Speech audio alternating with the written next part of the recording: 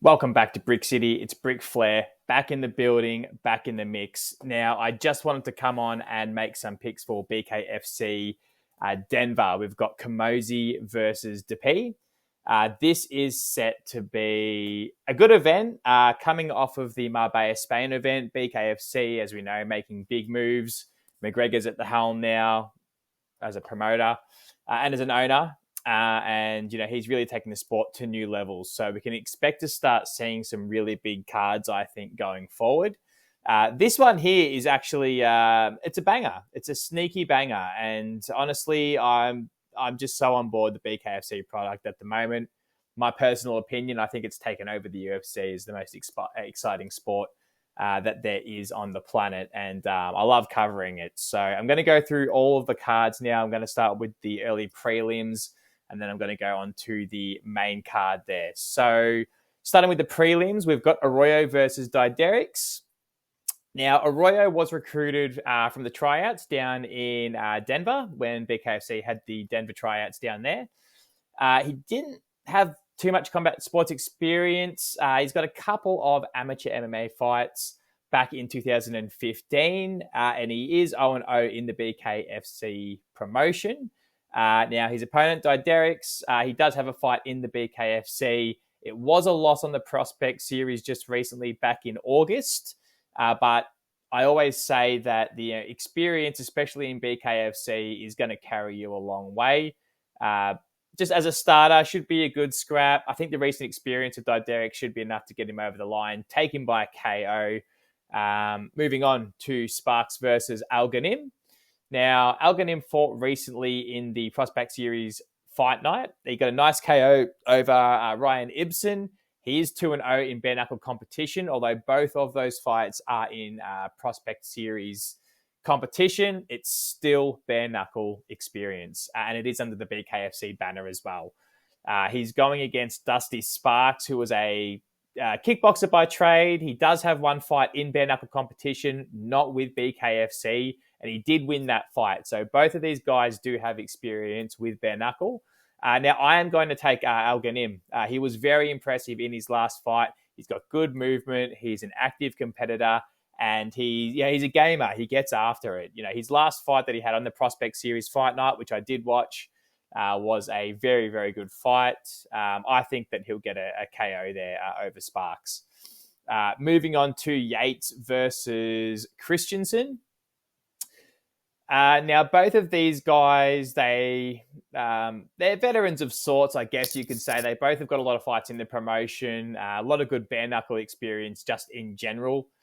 Yates does have a 2-1 record with Bkfc. He lost his last bout compared to Christianson, who has a 3-4 record. So 7 fights with Bkfc. It's a lot of bare knuckle and in particular Bkfc experience. Bit of a veteran with the promotion, you could say. Christianson actually took his last fight on short notice, and he got knocked down in round 1 of his last fight against Riley Pellegrino, who was making his debut on that card. And he came back to win that fight against Riley Pellegrino. There's a bit of controversy. There was a bit of a weird head clash controversy. They wasn't sure if it was the right hand or the head clash that caused the cut that stopped the fight, but still got his ass up off the canvas, showed his balls, got after it, and he got the win regardless. So he fights smart. He'll clinch when necessary. He's got a decent chin. And again, he's got much more experience than Yates. So I will take Christianson here for the win.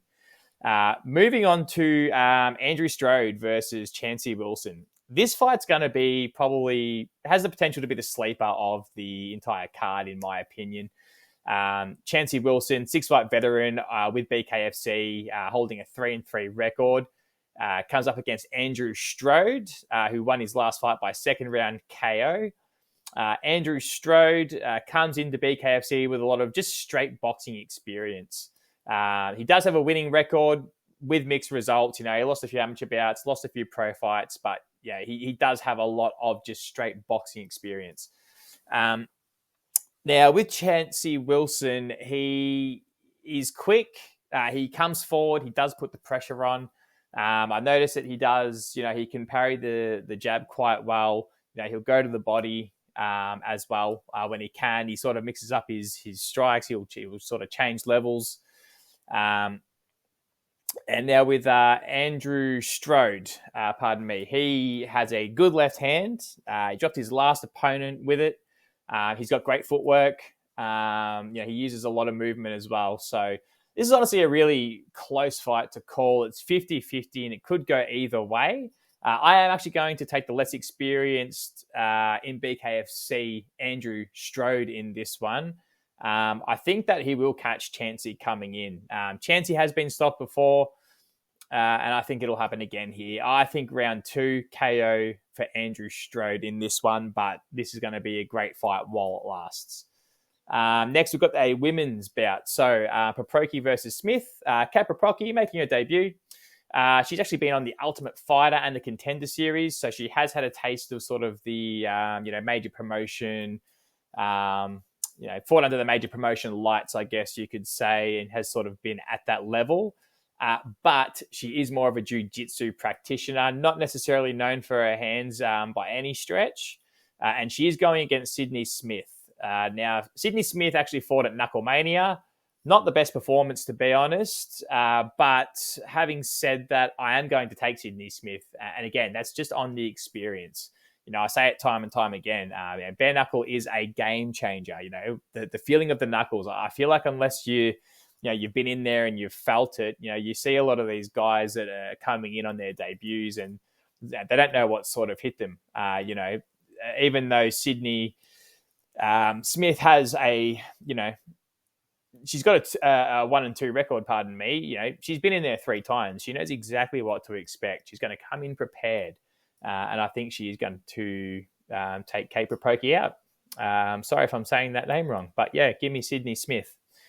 She's a gamer too, Sydney Smith. She does get in there. So Sydney Smith all day. We move on. Dylan Shultz versus Derek Perez. Now, Dylan Shultz fought on the Denver Prospect Series to a victory against Robert Armas. He has 3 BKFC fights to his credit. Got a nice first round KO as well. Now he's going up against Derek Perez, 2-2 record with BKFC.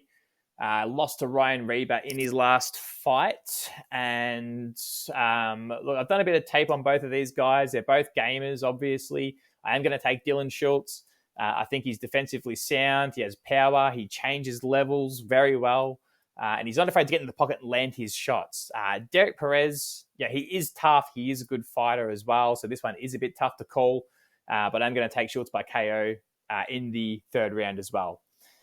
Next fight. This is another one that I'm really looking forward to. So we've got Ishiah Carson making his debut with BKFC against Figueroa. Now, with Carson, he has had one bare knuckle fight previously, and he did win that by KO. So even though he's making his debut, he's had BKFC experience and, of course, got a good KO for his trouble as well.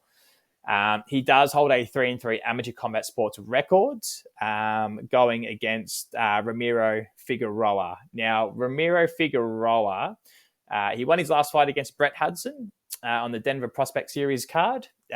One thing with Figueroa is he's a big dude in there. He's long, he's rangy, he's big, and he's got a lot of boxing experience. He does have pro fights, a lot of amateur fights as well, just in straight boxing. So he brings a level of composure to the squared circle, and composure is something that is very often overlooked. He's not going to let the adrenaline dump, affect him as much as probably as it will Ishiah Carson, who's making his debut for the promotion. Things like that have to be taken into account. People don't talk about, how much composure can make a difference. Figueroa, he stays calm and relaxed. He's got nasty body work as well. He's great at pumping out the jab and then going to the body after he draws the high guard from the opponent. So he'll pump out the jab and then you'll see him hook and go to the body of his opponent. He's big, he's rangy, he's long, so he can get in and get out quite well when he does go to the body. You can probably tell from the way that I'm talking, I do think Figueroa should win this one. I think he's got the chance to win it comfortably as well. Again, he brings that pro boxing experience to the ring. Look for a big performance from Figueroa in this one. I am going to take him by KO over Ishiah Carson, but should be an excellent fight. Next fight on the card, we've got Leu-Pierre versus Wall. Now, both making their debuts. Leu-Pierre is actually built at 6'4", which will come with a big reach advantage, I'm sure. Undefeated in amateur competition as well. He's going up against Grady Wall. Now, he's more of a wrestler by trade in his combat sports career, not necessarily known for his striking and no experience in boxing either. I'm going to take just the bigger, more experienced boxer in Leu-Pierre by KO. Boxing's hard, man. The experience that you have in that, just that will give him an advantage over someone like Grady Wall, who's never competed in boxing. Leu-Pierre has. Albeit amateur competition, he's still got in there. He should have, the skills advantage, both of them making their debut. I'll take the experience and skills advantage over two people making their debut over against the person that doesn't necessarily have much hand-to-hand combat experience there in Grady Wall. So Leu-Pierre by KO. Now, these last three fights, we come to the feature fight on the card there. We've got Marcus Edwards versus Pat Casey. Now, going back and looking at the tape on these guys, this fight should be good. This fight's going to be a really good one. Pat Casey, 1-1 with the promotion. He won his last fight against Sam Watford at Bkfc 61 by decision back in May. Marcus Edwards, 2-0 in the promotion with his most recent win coming against Michael Minot. That was over a year ago now, back at Bkfc Denver, also by way of decision. He's a good fighter, Edwards. He was aggressive throughout the fight. He is an aggressive fighter. He's very light on his feet as well, I've noticed. He's got excellent movement. He sort of uses a lot of side-to-side movement. He explodes into his shots. He loves using leaping lead hooks on his opponents as well. Gets out of the way. And he's an active fighter too. He throws a lot of punches. He's got a high punch count in his fights so far with the promotion. Pat Casey as well. He's good, man. He also has good side-to-side movement, excellent reflexes. He can slip. He was excellent at slipping punches and returning, a bit of slip and rip. He's very good at that. He's quick, decent footwork. When looking at his previous fights, I did notice, Casey's very good at exploding and ducking down and just launching an overhand right. He was excellent, boom, boom, launching his overhand right. It's a hard fight to call. I am going to take Marcus Edwards. He's got a big reach advantage. And I see him being able to hurt Pat Casey in moments. I don't know about a finish. Both these guys have gone 5 rounds before. I'm going to take Edwards by decision, but this is going to be a great fight. Anyone that's tuning in is in for a treat with this one, I feel. Could be a fight of the night. So we move on to the co-main event. We've got Brandon Girtz versus Cameron Vancamp. Girtz, 1-1 with the promotion, last win against Christian Torres way back at BKFC Colorado, which was about 18 months ago. But having said that, fantastic win. He just fucking brilliant performance, First round KO, knocked Torres down twice on his way to that victory. Comprehensively kicked his ass, really, to be honest. Cameron Vancamp fought in February recently against Mika Terrell. Scored himself a knockdown in the second. Now, with Cameron Vancamp, he's a bit of a traditional fighter in the sense, he keeps his hands up. He's very textbook. He's very like how you like if anyone's ever been to a boxing gym, they'll tell you, hands up, everything comes back to your chin.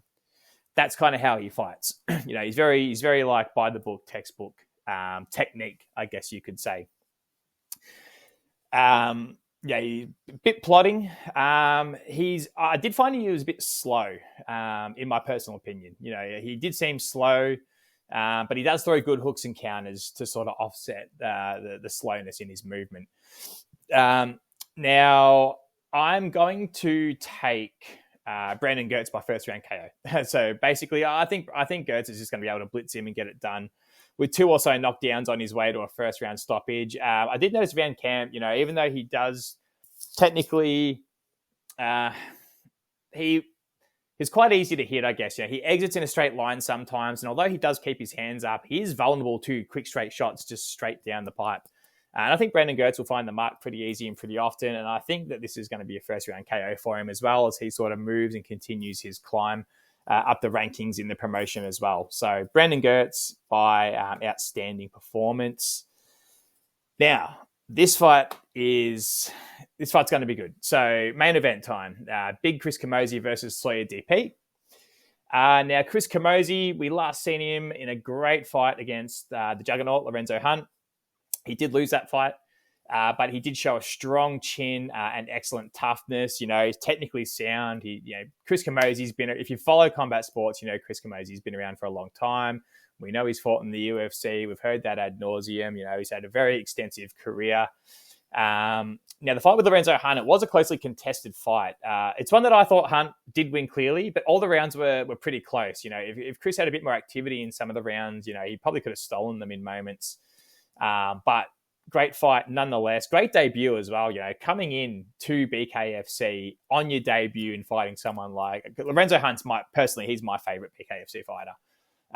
He's one of the reasons I got into BKFC, way back. So, coming in and fighting someone like Lorenzo Hunt in your debut, that takes balls because, Lorenzo's a monster. So, props to Camozzi for getting in there in his debut against Hunt and making it close. I remember watching that live and, being pretty worried for Lorenzo, but great fight. Great fight. Now with Sawyer Depee, he's the third-ranked cruiserweight in BKFC. He does hold a 5-2 record in the promotion. He's coming off a 3-fight KO win streak.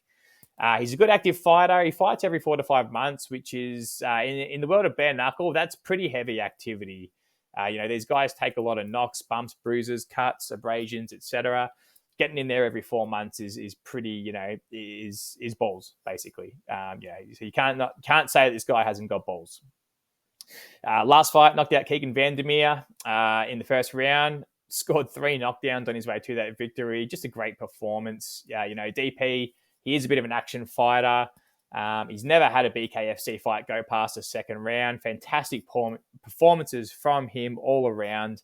And this title shot, honestly, it's well earned. He puts his balls on the line every time and he's getting guys out of there in 2 rounds or less. So what more can you say?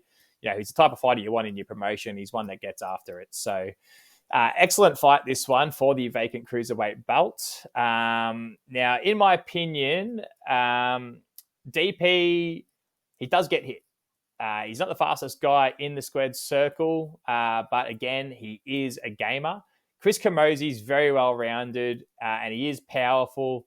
He knows how to use his size to his advantage, and I think he's going to be able to come forward. He's going to be able to put the pace on and set the pace and keep the pressure on DP. Again, he's a big motherfucker, Chris Camozzi. I mean, that's just a size and power advantage alone. I think it's going to be too much for DP to overcome. I think that Chris is going to be able to put DP on the back foot. I think he's going to be able to catch him and just sort of and beat him up a little bit. That doesn't necessarily mean that DP doesn't have a chance to win this fight. I think that he does, but Chris Camozzi is so durable as well. He took some of Lorenzo Hunt's best punches, and I can't recall Camozzi getting knocked down at all in that fight. I don't think there were any knockdowns in that fight, if I'm remembering correctly. It was about a year ago. So Chris Camozzi's durability as well is going to be an issue for DP. So I'm going to take Chris Camozzi off the strength of his performance against Hunt and his just overall combat sports experience. He's big, he's durable, size advantage, pressure. I think he gets DP out of there probably inside 3 rounds. I think it's going to be a great fight, though, for as long as it lasts. I wouldn't be surprised if Camozzi, him getting dropped isn't off the table. Again, DP has won his last 3 fights by KO. He's got proven power, but Chris is sort of a different breed. I don't think that DP's come up against competition like Chris Camozzi. Look for Chris Camozzi to be your and new BKFC Cruiserweight World Champion. Can't wait for this event, guys. Please like, comment, and subscribe. Not a lot of people are sort of covering BKFC. I love this. I am going to try and cover every event for anyone that is interested.